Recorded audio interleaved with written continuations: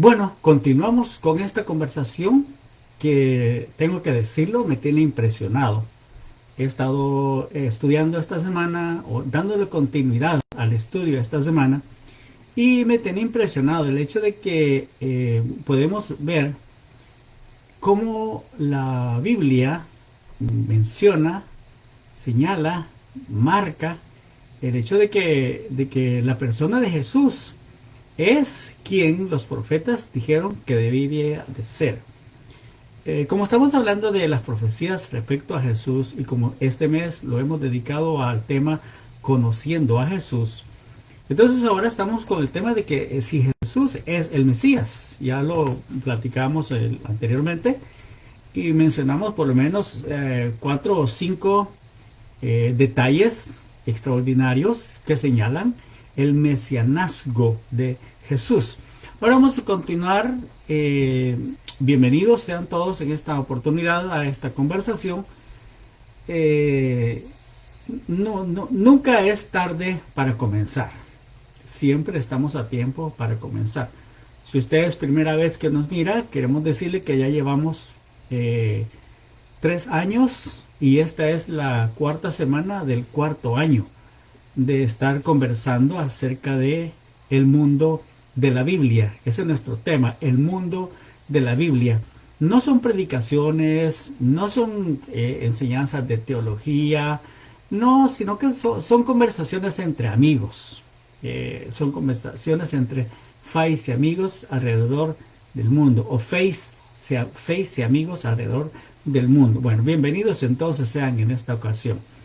La pregunta es, ¿cómo podría alguien hacer arreglos para ser traicionado por un amigo dentro de 400 años?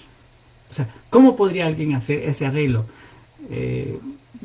para ser traicionado por un amigo, por una persona de confianza, pero hasta dentro de 400 años? Y eso es lo que está diciendo Zacarías en su capítulo número 11, versículo 13 en adelante. Él dice en el verso 12, 11-12, si os parece bien, dadme mi salario, y si no, dejadlo. Y pesaron por mi salario 30 piezas de plata. Pesaron por mi salario 30 piezas de plata. O sea, Jesucristo fue vendido por 30 piezas de plata. Pero eso lo está diciendo Zacarías más de 400 años antes de que esto sucediera. Y en Mateo, capítulo 27, encontramos el momento en el que Judas, el amigo de Jesús, el hetairo, como le llama Jesús, el compañero, ha vendido a Jesús, y cuando mira el tratamiento que le están dando, viene a las autoridades religiosas de la época y les devuelve las monedas y les dice, y les devolvió las 30 piezas de plata que ellos le habían dado a Judas para que traicionara, para que les entregara. En una conversación que tuvieron ahí, ellos estaban cavilando acerca de cómo hacer, y Judas se acerca y les dice, yo os los entregaré. Y ellos le dijeron, ¿qué quieres a cambio? Y él dijo, bueno, deme 30 piezas de plata.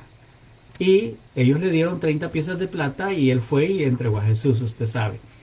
Ahora, cuando él mira el trato que le están dando a Jesús, él dice que viene, dice ahí en Mateo 27, que vino arrepentido a tirarles las 30 piezas de plata.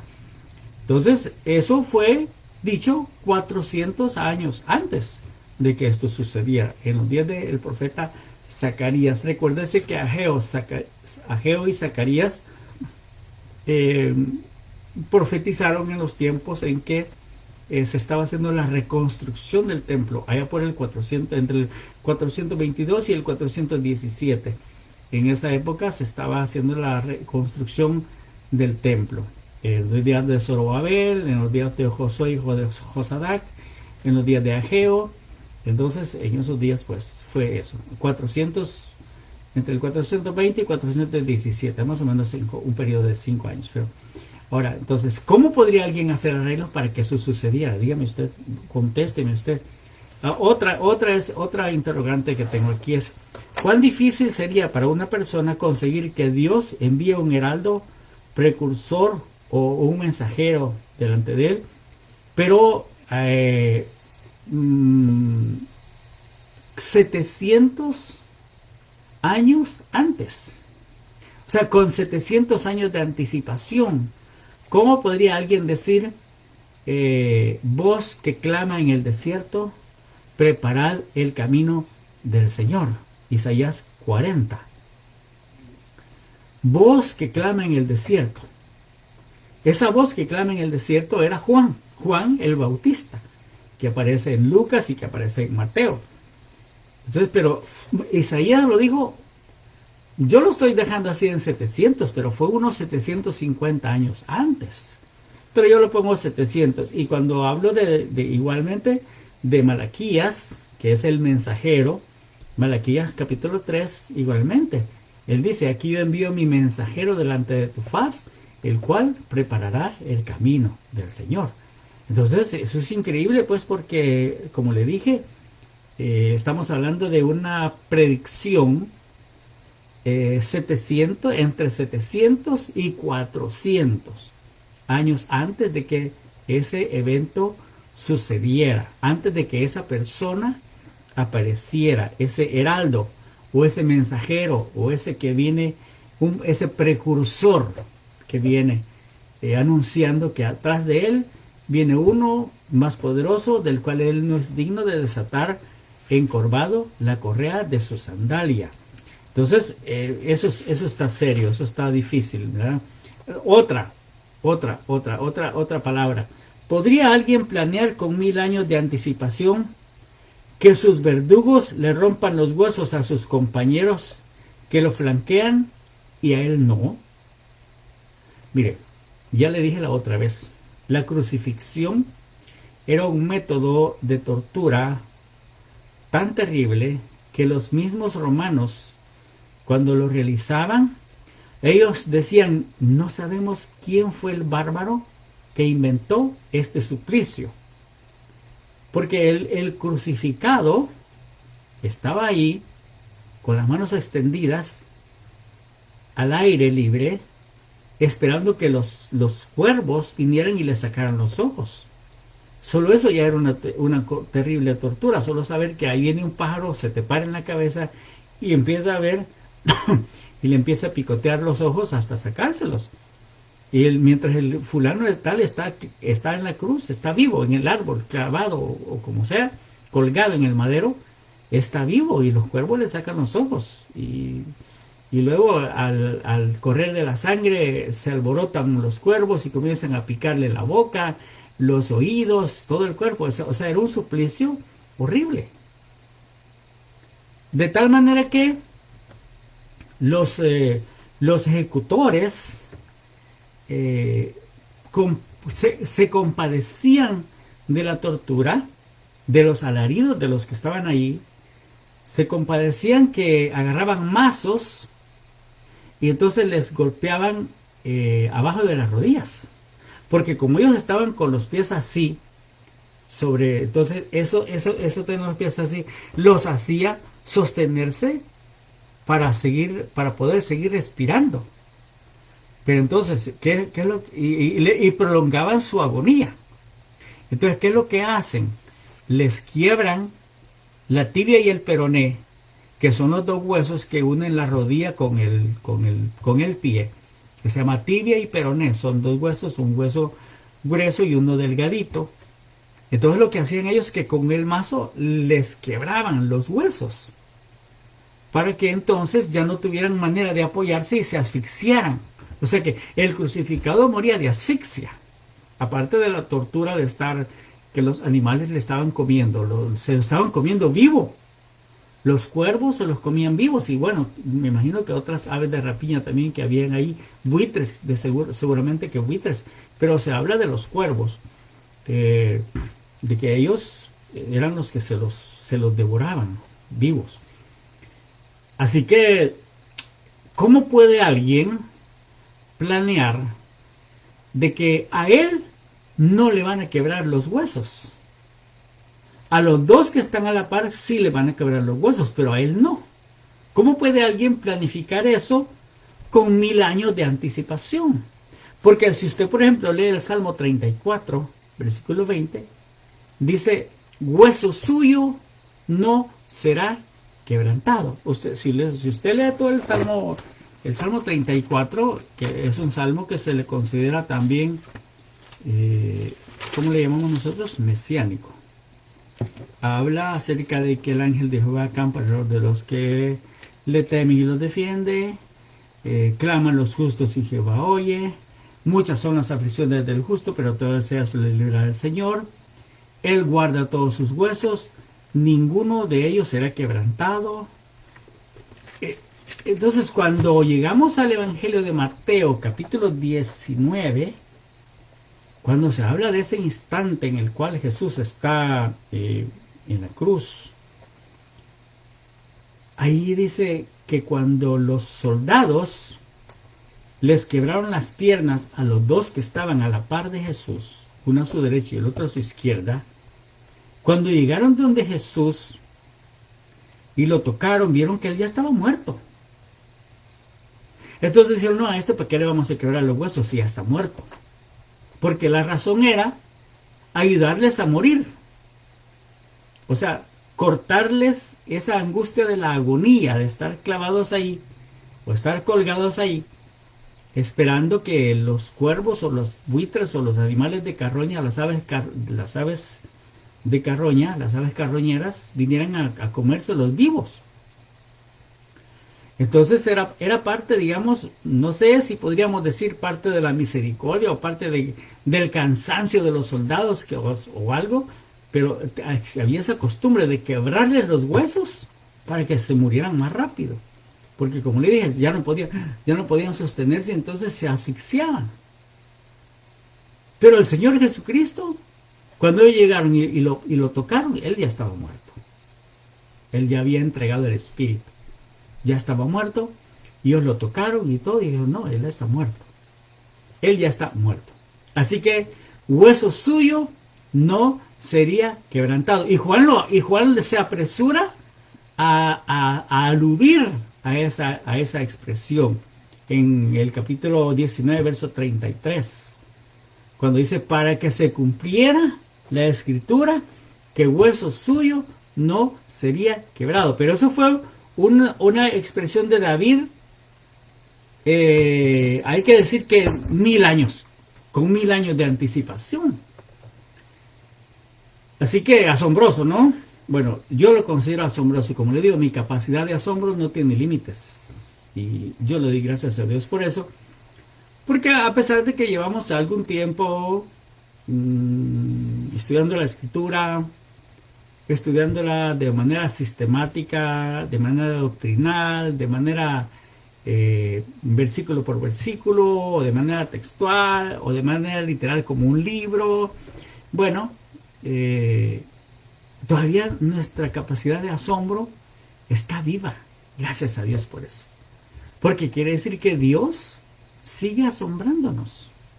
Y mientras más conocemos de Dios, más nos asombramos y más nos damos cuenta lo poco que sabemos, lo ignorante que somos. Como una plática que tuve esta semana con unos compañeros de trabajo.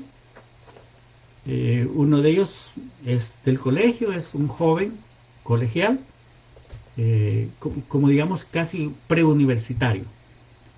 Entonces él decía que él no cree en Dios, que él es ateo, que él es así, ateo, ¿verdad? Y entonces él me decía, es que yo no comprendo algunas cosas. Me mencionó como 2 o 3 cosas. Yo no las comprendo. Y entonces yo le dije, por eso es que Dios es Dios. Porque no podemos comprender a Dios. Si lo comprendiéramos, entonces Dios estaría rebajado a nuestro nivel.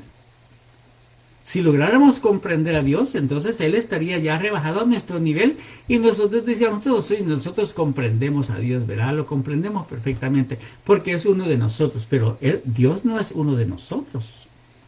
Dios es la singularidad, el principio de la eternidad.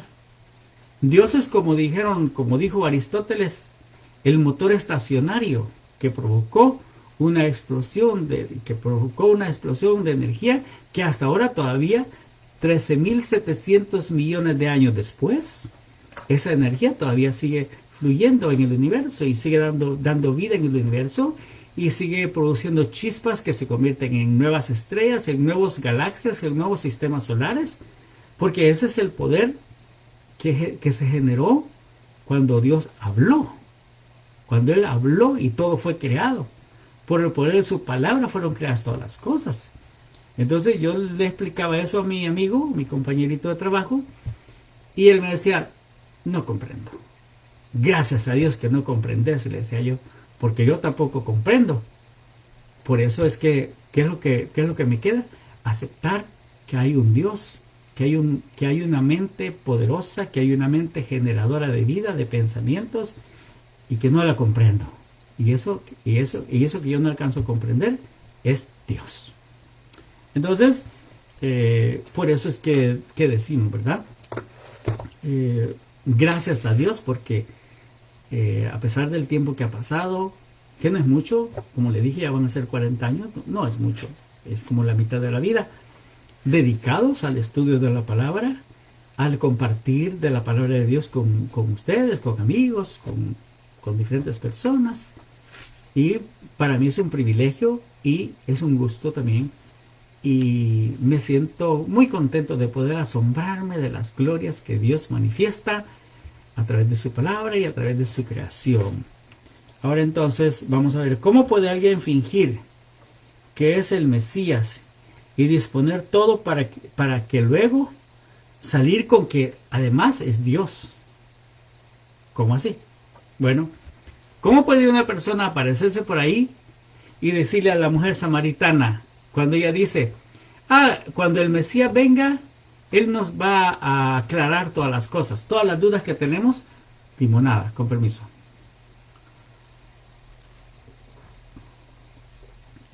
Todas las dudas que tenemos, todas las inconsistencias de la religión, cuando el Mesías venga nos las va a aclarar. Y él, que acaba de pedirle agua, ahora se presenta ante ella como el Mesías. Le dice, yo soy el Mesías, yo soy el que habla contigo, yo soy el Mesías. Claro, él ya le ha dicho todo, ¿verdad? Ya le ha dicho de los esposos que ha tenido, hasta los nombres de los esposos quizá le dijo. Y ella está asombrada, pero ahora cuando se mira confrontada así, en su humanidad, en su miseria, ella queda asombrada, igualmente que yo, ¿verdad? Ella queda asombrada. Porque cuando somos confrontados por la gracia de Dios en nuestra miseria, en nuestra necesidad, en nuestra intimidad, en nuestro secreto, en aquello que nadie sabe, uno no le queda más que asombrarse y decir, gracias a Dios por su don inefable. Gracias a Dios por habernos dado a Jesucristo. Jesucristo es el don inefable de Dios para la humanidad, para mí, para usted, para el niño, para el joven, para el muchacho, para la jovencita, para el anciano, para todo aquel que quiera abrir su corazón. El don inefable de Dios es Jesucristo. Y una de las pruebas más grandes del amor y de la gracia de Dios a favor de la humanidad es la Biblia. Y por eso el tratar de empequeñecerla o el tratar de anular su contenido debería de ser considerado un crimen de lesa humanidad. Sí, señores, el tratar de empequeñecer o el tratar de anular el valor de la Biblia, de la palabra de Dios, debería ser considerado un crimen de lesa humanidad.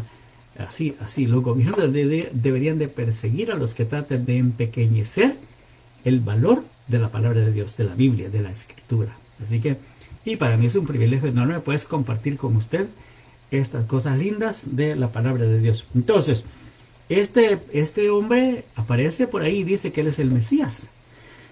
Y después de eso, él aparece ahí como siendo proclamado de una manera extraordinaria, porque oiga cómo empieza el Evangelio de Juan. En el Evangelio de Juan dice, en el principio era el Verbo. y el Verbo era Dios, y el Verbo estaba con Dios. Todas las cosas por Él fueron hechas, y sin Él nada de lo que es hecho fue hecho. En Él estaba la vida, y la vida era la luz de los hombres. La luz en las tinieblas resplandece, y las tinieblas no tuvieron ninguna potestad en contra de ella. Hubo un hombre enviado de Dios, el cual se llamaba Juan. Este vino para dar testimonio de la luz. No era él la luz, sino que vino para dar testimonio de la luz. En el mundo estaba, y el mundo por él fue hecho, pero el mundo no le conoció. ¡Ah, qué tremendo eso! Yo le estoy citando de memoria esos versículos desde el capítulo 1 de Juan. Así, porque a mí, como me ha encantado memorizar la Biblia, se lo estoy citando así, ¿verdad? Yo sé, a algunas personas no les gusta porque dicen que es más importante vivir la escritura que memorizarla. Yo digo que las dos cosas son importantes, porque ¿cómo puedes vivir algo que no tienes? O sea, para vivir la escritura tienes que conocerla. Para ponerla en práctica tienes que conocerla, y tienes que conocerla en el sentido correcto de la escritura, porque eso es otra cosa también, que a veces tenemos malas interpretaciones y por eso vivimos mal. Pero vivimos mal y criticamos a los que viven en la libertad del Evangelio, en la libertad con que Cristo nos ha hecho libres. Entonces, Juan pues dice eso, y dice, y aquel verbo, ¿a cuál verbo? El verbo que estaba en el principio con Dios, el verbo que es Dios, el verbo que es la luz de los hombres, el verbo que es la luz que en las tinieblas resplandece, el verbo que tiene potestad sobre las tinieblas, de manera que las tinieblas no tuvieron potestad contra ella, el verbo que era la luz de los hombres, la luz de la gloria divina en el hombre, esa chispa divina que habita en el hombre, es el verbo.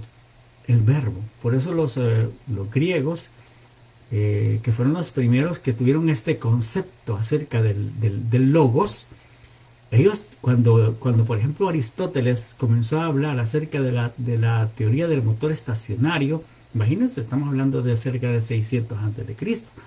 El motor estacionario, o sea, el motor que arranca y que genera la energía que le dio vida al universo desde el principio hasta hoy, es un motor que no se mueve en sí mismo. Y cuando algunos de los filósofos comenzaron a hablar acerca de lo que es Dios, ellos decían el ser existente. El ser existente es Dios. Dios es el ser existente. Dios es el ser existente en sí mismo. El hombre es una criatura contingencial. El hombre es una creación contingencial, porque el hombre tiene principio y fin. Nace y muere, pero Dios no. Dios es la singularidad. Dios es la singularidad, o sea, lo inexplicable, lo que no comprendemos. Por eso es Dios, porque no lo comprendemos. Dios no tiene principio. Como dijo alguien, ¿qué hay antes de Dios? ¿Qué hay? No, antes de Dios no existe nada, porque Él es el principio del espacio y del tiempo. Eso es como que usted dígame, pues, ¿qué hay al norte del Polo Norte? Dígame. ¿Qué hay al norte del Polo Norte? ¿Qué hay? No, siempre va a estar el Polo Norte. O sígame, ¿qué hay después de 1.000.001? 1.000.002. ¿Y qué hay después de 1.000 millones?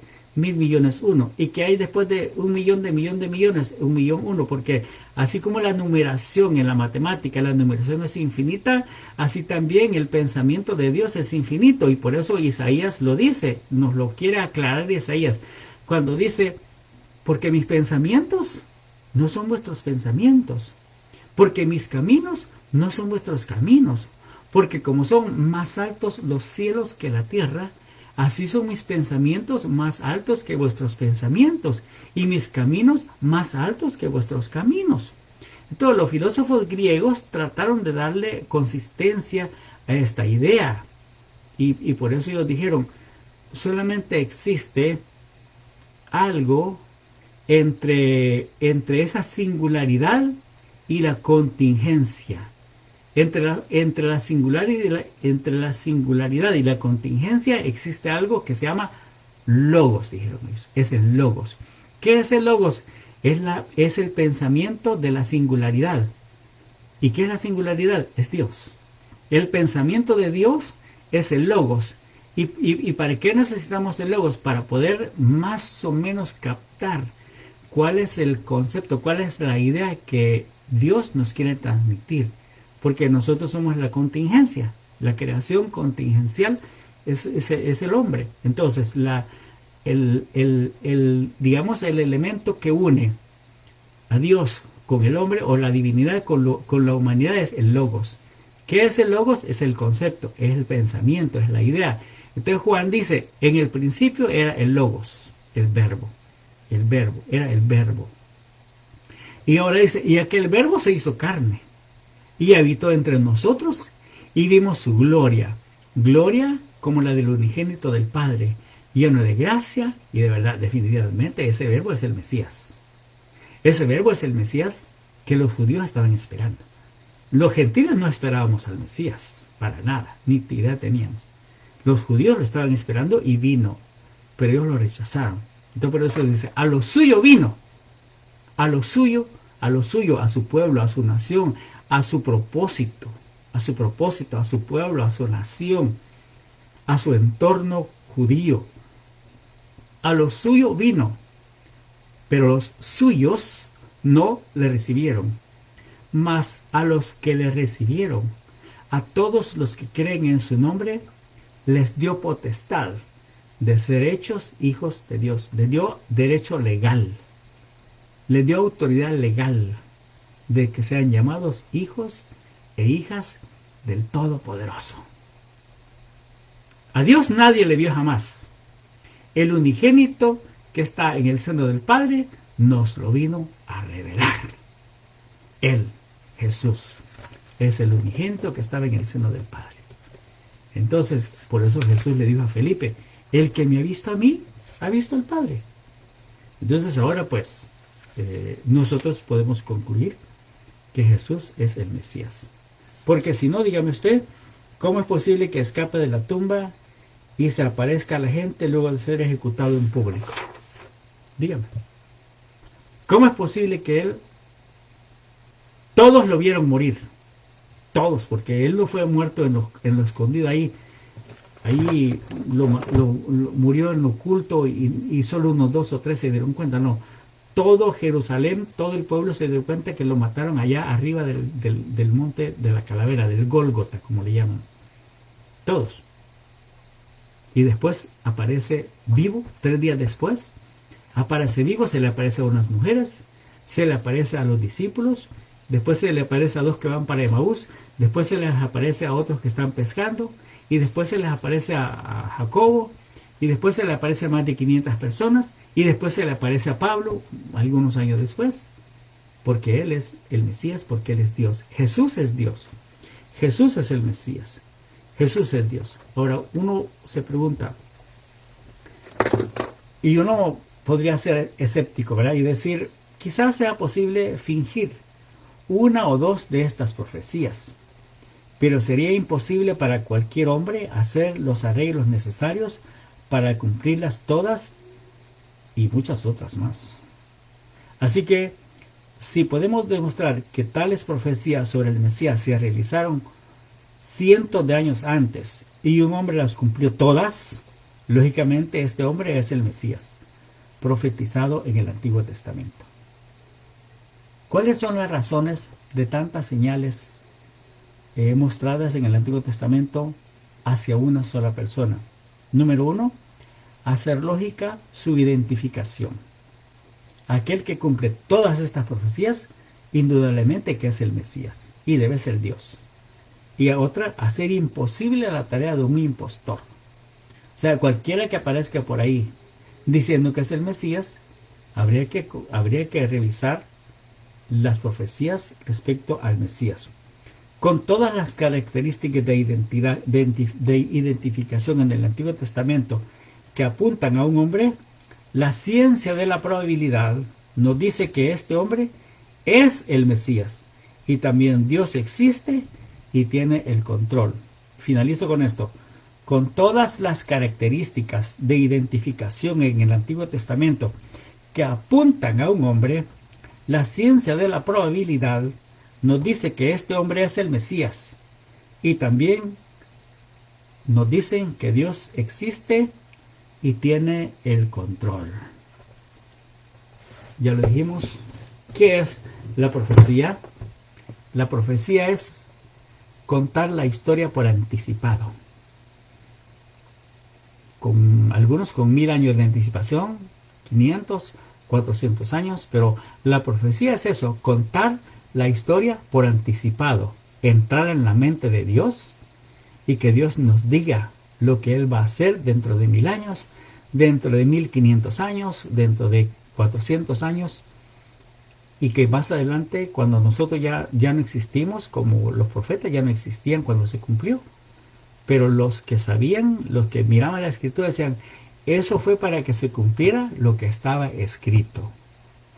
Como cuando Jesús y María y José fueron a Egipto, dice, eso es para que se cumpliera lo que dijo Oseas, de Egipto llamé a mi hijo.